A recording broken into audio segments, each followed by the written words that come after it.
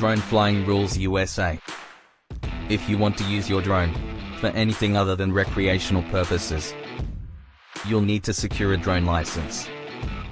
The Federal Aviation Administration, FAA, adopted guidelines for commercial drone operations in 2016. The Recreational UAS Safety Test, Trust, is a set of common-sense guidelines and practical principles for recreational drone operations. If your drone weighs more than 0.55 pounds, you'll need to register it with the FAA. There are numerous resources available to help you prepare for the FAA Part 107 test. Online courses, programs and schools can offer structured content that helps you grasp and recall the information.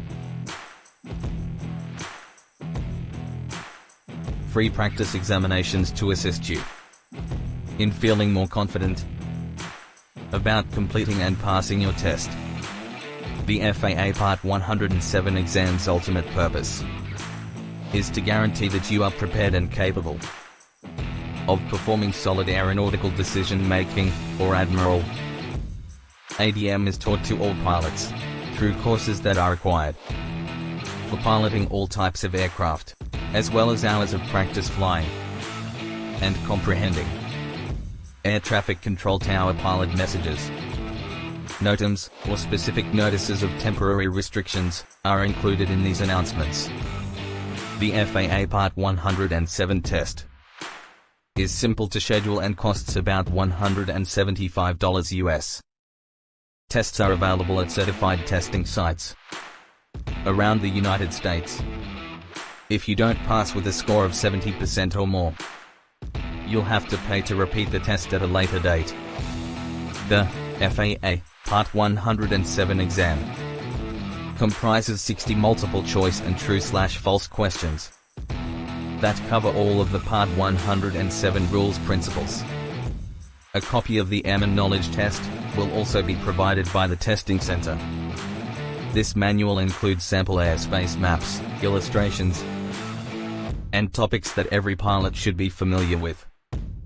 As a study guide, several courses recommend getting a copy of this manual. A pencil or pen, writing paper, and a calculator will be provided by your testing center. If you need help reading the airspace maps in the guidebook, you can bring a magnifying glass. Otherwise, you should not bring any more materials to the test.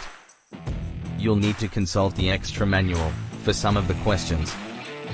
When flying, you should also keep your driver's license and your drone registration on hand at all times. Once you have your FAA Part 107 drone certification, it is valid for life. Every 24 months, you must complete an FAA-provided online course. Conduct as much research as possible to ensure that you are operating safely in accordance with local and federal standards. You might also want to think about getting drone liability insurance. Keep in mind that you're not alone in the skies.